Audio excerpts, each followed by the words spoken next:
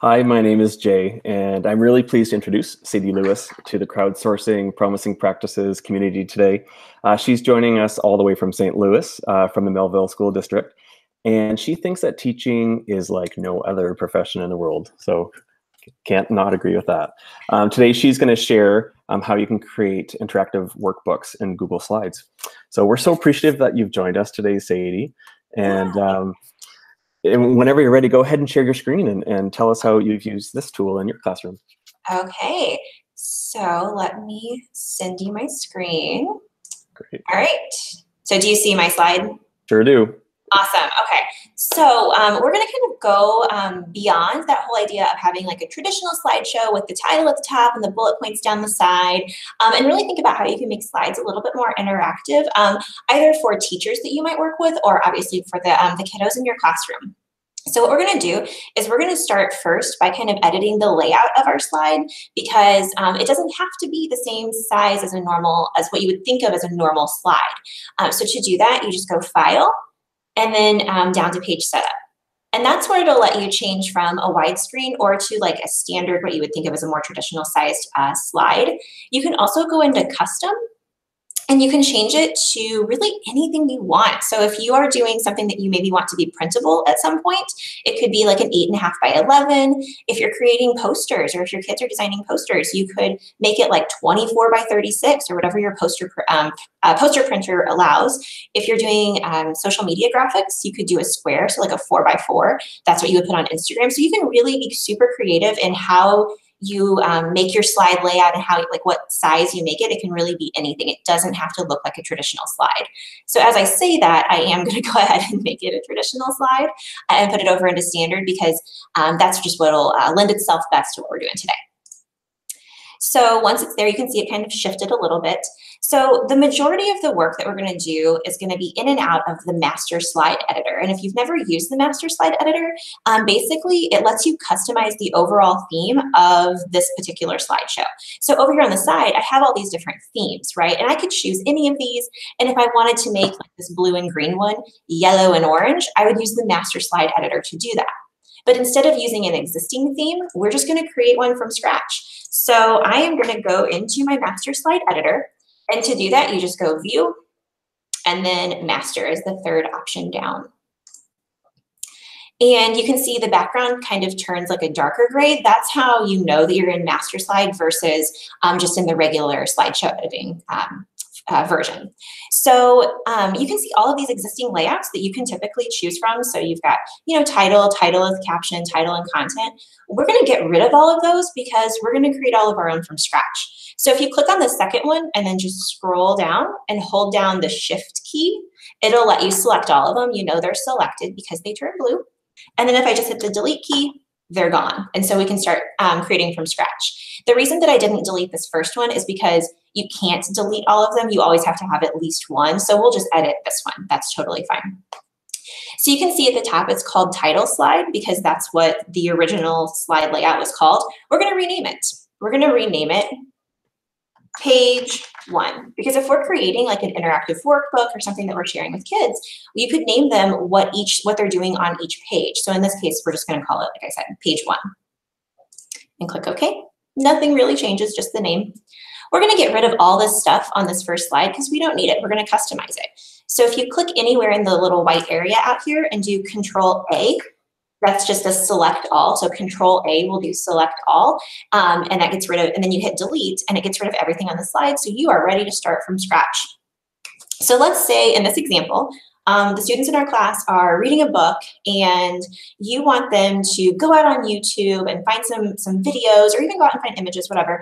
We're going to create a playlist that maybe explains or describes how a character feels during that part of the story. So we'll go find videos and create a playlist. So we need to start by putting a title at the top. So we would just use a text box to do a title. And I already have mine typed, so I'm going to kind of throw them on there for you. So again, I could put my title up here at the top. I can give my students a direction. So find 3 appropriate songs on YouTube that describe the character's feelings. And then I'm going to give them kind of a place to put those videos. So I'm going to go into Shapes up here at the top. and just choose like a rectangle. Honestly, you can do whatever you want. And I'm going to draw my little rectangle. And you can make it, you know, transparent. You can make it whatever color you want. Really get creative with how your slides look. So the benefit of doing this over on Master Slide, rather than just throwing this onto a slide and sharing it out to your kids, is that anything that I put on this Master Slide is locked on this slide. So if I go out here on the side, on the left side of my slide sorter, on the gray, the light gray, and click, it takes me out of my Master Slide editor. And if I try to click on any of these things, I can't click on them. So they're locked on that slide. The benefit of doing that is so that when your students start putting videos or pictures or anything on these slides, you don't have to worry about them accidentally getting a hold of your directions or getting a hold of the red box and moving it or deleting it and then getting frustrated, because sometimes that can lead to frustration, especially whenever kiddos maybe haven't been using slides in these kinds of ways in the past. So if you just kind of lock certain things on the slide, then they don't have to worry about accidentally deleting or moving it whenever they're making their changes. So maybe you also want to give your students a space to type. So once they've gone out and gone insert video and they've inserted their videos and they know what videos they're using, the songs that describe these characters' feelings, maybe you want them to explain why they think that those songs describe that character's feelings. So I like to use tables, because if you give students a text box to type in, sometimes you have to like double click on a text box in order to like be able to type, and then it ends up getting moved or deleted, and again, frustrating for kids. So if you insert a 1x1 table, which is just under insert table, and then clicking on a 1x1, I'm just gonna move that little guy down here below and make it as big or as little as you want. You can format it however you want. And then I would just say, explain your thinking, or you can be more specific, you know, you can type whatever you want, so that whenever I share this slide with my students, they can just click here and they have to delete my text and they can just start typing. They don't have to worry about creating their own text box. They don't have to worry about finding the text box, because sometimes that's tricky. So this is just kind of set up and ready for the kids to start inserting videos into this slide. If you wanted it to be a collaborative slideshow, so like you have a huge group of kids that are all creating their own, because you created this slide layout, if they wanted to add a new one and they click that new slide up here, they could add as many as they want. And each kid could have their own, and then you have this huge playlist that they could then share with you or turn in via Google Classroom. So that's one way that I really like using that master slide, is creating this kind of online, like interactive, kind of like a workbook where they could add their own links, they can add their own videos, they can even use shapes to create their own drawings. Another way that I really like to do it is to give kids directions on the side of the slide, which that may not make sense, so I'm going to show you. So I'm going to go right back into master slide. And from here, I'm going to create another new slide layout. So anywhere out here in the dark gray, because remember, that's your master slide editor. If I right click and say new layout, I get this new layout. Again, I'm going to rename it. And this one's going to be page 2. We're going to call this one selfie, because we're going to have our kids take a selfie. Say okay. And again, I'm going to Control A and just delete all the stuff on that slide because I don't need it. We're going to start from scratch. So in this case, maybe you want students to have the entire canvas to create their selfie or their social media graphic or whatever it is that you're giving them, but you still need them to have a little bit of instruction, but you don't want your instructions to take up space on the slide. So that's a really good time to use the space around the outside of your slide. So to do that, we need to zoom out. So up there at the top, you have that little kind of zoom magnifying glass, and I'm going to pop out to 50%. And so anything that's off your slide doesn't exist. So if you were to download the slide as an image, if you were to project it, none of the stuff on the outside of the slide will ever be printed or downloaded or anything like that. So really use that as a space to put like directions or hints or tutorials for your kids as they're creating stuff on their actual slides. So in this case, I'm going to use a text box again. But instead of putting the text box on the slide, I'm going to put it on the outside of the slide. So again, I change my text to red, or you can make it whatever color you want. Keep in mind, I know that this is hard to see on this dark gray, but whenever the kids are viewing it, it'll be on that light gray background. So it won't, it'll be a lot easier to read. So over here, I've put directions for my students of what I want them to do whenever they open this slide, whether it's being shared with them, if it's on Google Classroom, whatever the case may be. And then whenever I go out back into my light gray slide editing, I would just need to add that new layout. So every time you create a new layout on the master slide, it shows up in your layouts on your regular slide editor. So if I click on that page 2 selfie, I can see that now my directions are out here on the side. I can't click on them, but I know exactly what I need to do. So first I need to click on the insert tab, and then the students would go to image and they would follow through and they would click on camera and then they would take their selfie. And then they could do whatever they wanted with them. And you may have to also add some tutorials about how to use text boxes, how to use word art, any of those kinds of things. You can have them create social media filters, so like Snapchat filters and things like that, things that our kids really love doing. So that one's fun. I love using it for that.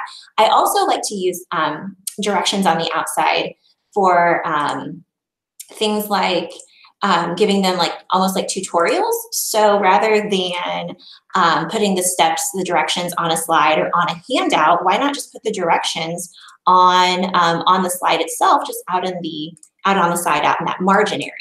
So an example of that would be if I wanted my students to do like a step-by-step, like finding color palettes and things like that, I would give them, I could even do screenshots of things of what I want them to do. So my instructions of exactly how to do certain things are out here, while I could then put what I want them to do, like the actual editable stuff on that slide. So in this example, I have students create their own custom color palettes for their projects. And so I tell them exactly what to do, how to use the fill bucket, how to get their hex codes, those kinds of things. And so all of their instructions are out here, but then they can edit any of these things because they live on the slide. So really thinking about how you can use the margins in the area outside your slides to give your kids instructions, to give them hints or tips and tricks on how to do different things whenever they are creating on the slide itself. And then the very last thing that I'm going to share that I really like to do is for some of our littlest learners, our little guys, because dragging and dropping is kind of hard for the little guys in slides, because sometimes they'll try to drag and drop, and then they pull this over and they accidentally let go of it, and then they keep pulling, and then it just becomes a mess sometimes. So I will lock things on the master slide editor that I want them to not have to worry about dragging and dropping. So in this case, I'm going to do some math. We're going to do some elementary school math. And I'm going to use a text box up here at the top. And so I'm just going to say dragging dots. And then I created a little rectangle, and I created a 5, and that's just out of a word art, which you get to word art from the insert menu. And then I put 2 little dots. And then out here on my regular slide editor, I'm going to add that newest slide, and I'm going to copy and paste a whole bunch more dots for my kiddos, so that whenever I share this slideshow with them, whether it's through Google Classroom or pushing it out through Google Tone, whatever way that you share things with students, you don't have to worry about them, especially those little guys, accidentally dragging and dropping any of these things. All they have to worry about is, how do I get 5 dots into this box where there's already 2 of them? And so I would drag 1, 2, 3, and I wouldn't have to worry about them getting a hold of any of that other stuff on that slideshow.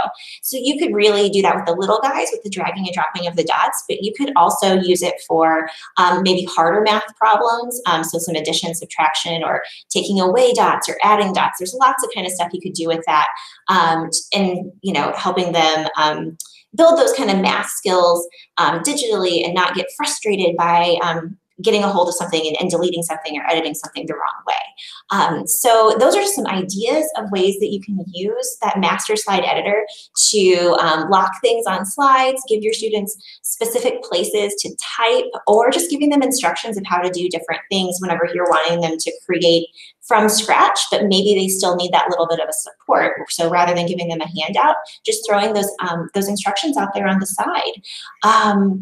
So I think that's I think that's everything. I think that's a lot of things. Sorry, do you have your screen back? Yes. I do. Do you know Sorry. what, Sadie? I thought I knew how to use Google Slides. I'm super excited. This whole master slide editor, that's new learning for me, and I want to go play. So thanks so much for adding a really great guide of PD to our community. And if it would be useful, I'm happy to share like my actual template, like that thing I just created, and you can throw it into like the comment section, like on YouTube, or the description section on YouTube. Would that be helpful? I would love to pop that in. That'd be great. Awesome. And yeah, for all the viewers out there too, thank you for learning with us. Keep those nominations coming in and helping us make sharing contagious. Thanks again, Sadie. Yeah, thank you.